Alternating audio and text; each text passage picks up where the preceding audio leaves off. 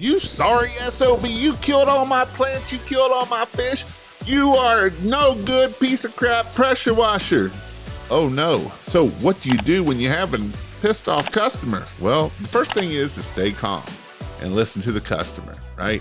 Don't try to start there and arguing right away, because that's going to get you nowhere fast. If you screwed up, apologize. Apologize and take responsibility. Fix whatever you effed up, right? Fix it.